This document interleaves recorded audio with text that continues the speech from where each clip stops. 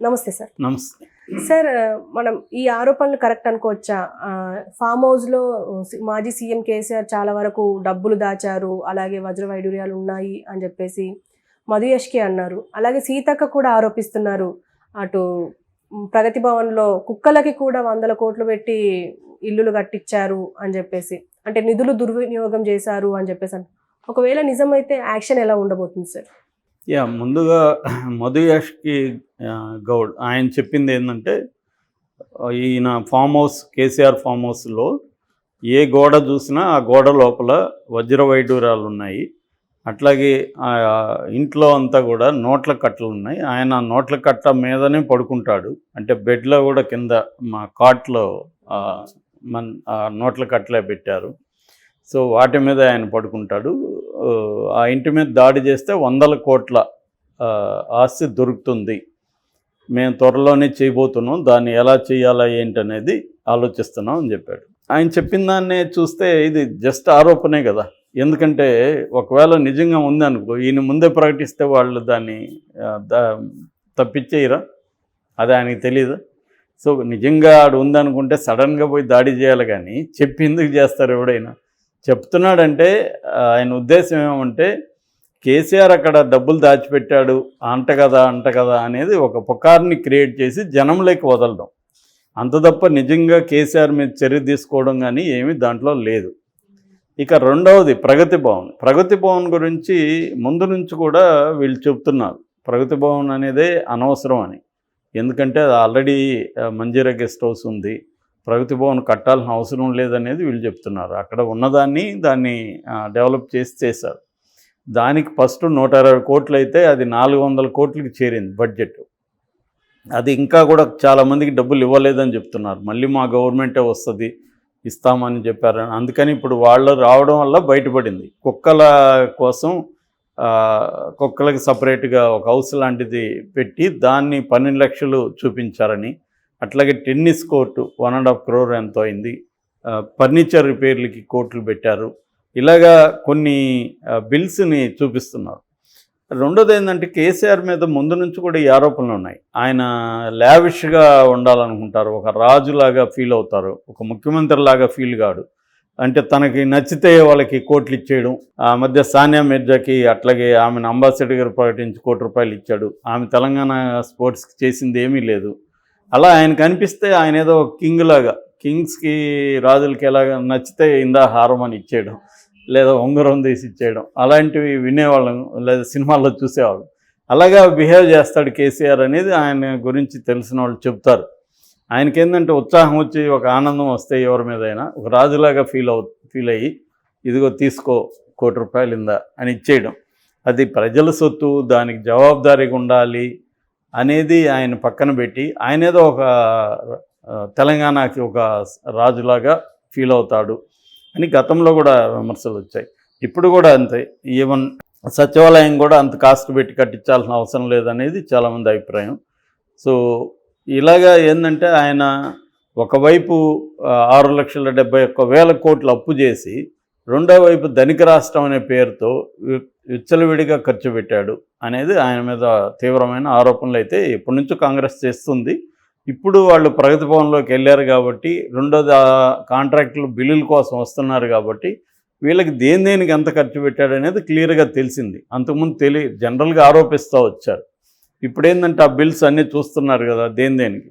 అంటే రేవంత్ రెడ్డి డే 1 నుంచి కూడా మనం చూస్తే ఏంటంటే, కేసీఆర్ పాలనలో ఏమేమి అవినీతి అక్రమాలు జరిగాయి అనేది ఆయన లెక్కలు తీస్తున్నాడు. అంతకుముందు కూడా రేవంత్ రెడ్డికి ఎప్పటి నుంచో ఆరోపిస్తున్నాడు ఎక్కడెక్కడ ఏ అవినీతి జరిగింది. అంటే రేవంత్ రెడ్డి ఫోకస్ చేసినట్టుగా ఎవరు కూడా చేయలేదు కేసీఆర్ పాలనకు సంబంధించి. అయితే ఇప్పుడు ఏంటంటే, బిల్స్ ఇవన్నీ బయటకు వచ్చాయి కాబట్టి, సో రేవంత్ రెడ్డి కానీ కాంగ్రెస్ ఏమైందంటే, కేసీఆర్ని ఏదో అరెస్ట్ చేసి జైల్లో పెట్టాలనేది మెయిన్ ఏం కాదు. కేసీఆర్ ఎక్కడెక్కడ ఎంత అవినీతి చేశాడు, ఇతని పరిపాలన అంతా కూడా ఎంత ఘోరంగా ఉంది, ఒక ధనిక రాష్ట్రాన్ని దివాలా తీయించాడు అన్న ఒక పొలిటికల్ నెరేటివ్ని జనంలోకి తీసుకెళ్లడమే వాళ్ళ ప్రధాన ఉద్దేశం. అందుకని వాళ్ళు రకరకాల నుంచి అటాక్ చేస్తున్నారు. సో ఇది దీనికి కారణం ఏంటంటే వాళ్ళకి ఉన్న లక్ష్యం ఏంది అంటే ఇమ్మీడియట్గా వచ్చే 70 రోజుల్లో వస్తున్న ఎలక్షన్లు, లోక్సభ ఎన్నికల్లో సర్వేలు ఇప్పటివరకు వస్తున్న సర్వేలు బీఆర్ఎస్ స్ట్రాంగ్గానే ఉంది అని చెబుతున్నారు. ఎందుకంటే బీఆర్ఎస్కి కాంగ్రెస్కి తేడా కూడా 1.6 1.7% ఓట్లు, ఎక్కువ లేవు. సో కాబట్టి ఇప్పుడు కొద్దిగా వాళ్ళు జాగ్రత్త పడి సరైన క్యాండిడేట్లను పెట్టుకొని సరైన క్యాంపెయినింగ్ అది చేసుకుంటే బీఆర్ఎస్కి కూడా ఇంకా స్టిల్ మంచి హోపే ఉంది, అదేం మరీ వెనకబడిపోలేదు. సో రెండోది కాంగ్రెస్ ఏమో బ్రహ్మాండమైన మెజారిటీతో కూడా ఏమీ అధికారంలోకి రాలేదు. కేవలం కాంగ్రెస్ నుంచి 5 మంది, సిపిఐ 1, 6 మంది మాత్రమే ఉన్నారు. అందుకని వీళ్ళు ఏం చేస్తున్నారంటే కేసీఆర్ పరిపాలన అంతా ఘోరమైందని చెప్పడానికి ట్రై చేస్తున్నారు. యాక్చువల్గా కేసీఆర్కి సంబంధించి అభివృద్ధి సంక్షేమానికి సంబంధించి ఎక్కువ విమర్శలు లేవు తెలంగాణలో. ముఖ్యంగా అభివృద్ధి చూసుకున్నప్పుడు హైదరాబాద్ బ్రహ్మాండంగా అభివృద్ధి చేశారు, హైదరాబాద్ సిటీని కూడా బాగా చేశారు, ఫ్లైఓవర్స్ వేశారు, రోడ్స్ నీట్గా పెట్టారు. అన్నిటికంటే పవర్ సెక్టర్లో అంతకుముందు విపరీతంగా కరెంట్ కట్స్ ఉండేవి, అవన్నీ లేకుండా చేయగలిగారు. ఎందుకంటే అప్పటికి తెలంగాణ వచ్చే నాటికి ప్రొడక్షన్ యూనిట్స్ అంతా కూడా ఎక్కువ ఆంధ్రప్రదేశ్లో ఉన్నాయి. సో అందుకనే కిరణ్ కుమార్ రెడ్డి లాంటి వాళ్ళు కూడా తెలంగాణ ఏర్పడితే చీకటి అయిపోతుంది రాష్ట్రం అంతా అని కూడా అన్నారు. అందులో కొంత వాస్తవం కూడా ఉంది. కిరణ్ కుమార్ రెడ్డి సెటైరికల్గా అన్నా కూడా ఆయన అనడంలో వాస్తవం ఏంటంటే ప్రొడక్షన్ యూనిట్లు అంతా అక్కడ ఉన్నాయి, ఇక్కడ ప్రొడక్షన్ లేదు అనేది ఆయన చెప్పింది. బట్ దాన్ని ఛాలెంజింగ్ తీసుకొని కేసీఆర్ విపరీతంగా ఛత్తీస్గఢ్ నుంచి, జార్ఖండ్ నుంచి పవర్ కొన్నారు, తర్వాత ఇక్కడ కూడా యూనిట్స్ పెట్టారు. అలాగా పవర్ కట్స్ లేని ఒక పరిస్థితి అయితే క్రియేట్ చేయగలిగారు. రెండవది వాటర్ అంతకుముందు తెలంగాణకి చాలా కష్టం ఉండేది. అటువంటిది ఎందుకంటే నదులకి పైన ఉంటుంది, ఇది డ్యామ్స్ పైన ఉంటుంది. సో పొలాలు అన్నీ కూడా దానికి అందుకని ఎత్తిపోతల లిఫ్ట్ ఇరిగేషన్లో తీసుకురావడం, ఇవన్నీ కాళేశ్వరం ప్రాజెక్టు ముఖ్యంగా. అయితే దానికి ఎక్కువ ఖర్చు పెట్టారు.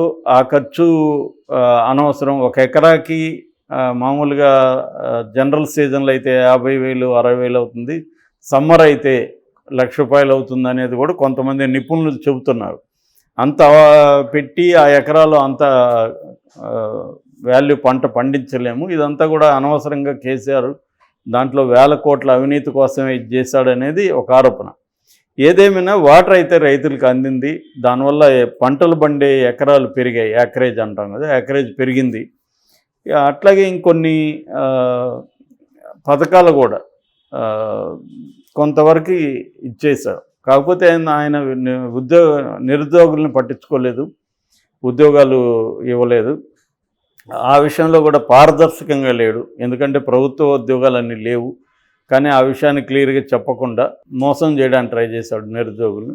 అట్లాగే దళిత బంధు లాంటి వాటిలో అనేక అవకతవకలు జరిగాయి. ఈవెన్ రైతు బంధులో కూడా డబ్బు ఉన్న వాళ్ళకి, బాగా రిచ్ ల్యాండ్ లార్డ్స్కి కూడా అది అందింది, పంటలు పండించిన వాళ్ళకి కూడా అందింది. సో ఇట్లాంటివన్నీ ఉన్నప్పటికీ కూడా ఓవరాల్గా అభివృద్ధి సంక్షేమం మీద పెద్ద ఎక్కువ విమర్శలు లేవు. ఆయన బిహేవియర్ మీద, ఆయనకు ఒక అహంకారపూరిత ధోరణి మీద మాత్రమే ఎక్కువ విమర్శలు ఉన్నాయి. దాన్ని ఇప్పుడు ఏం చేస్తున్నారంటే ఆ అభివృద్ధి సంక్షేమం అనే దాన్ని కూడా దెబ్బకొట్టడానికి కాంగ్రెస్ ప్లాన్ చేసుకుంది. సో అభివృద్ధి ఏం లేదు, మొత్తం ఈయన దుర్వినియోగమే ఉంది, అవినీతే ఉంది, అభివృద్ధి పేరుతో అవినీతి చేశాడు అని చెప్పడం వీళ్ళ ఉద్దేశం. అందుకనే సీతక్క ఇటు మధు యాస్కి రీసెంట్గా అనౌన్స్ చేశారు. నిజంగా అవినీతి జరుగుంటే దాన్ని ప్రాపర్గా ఎంక్వైరీ చేసి చేయొచ్చు. దానికంటే కూడా పొలిటికల్ మోటివే ప్రధానంగా కనిపిస్తుంది.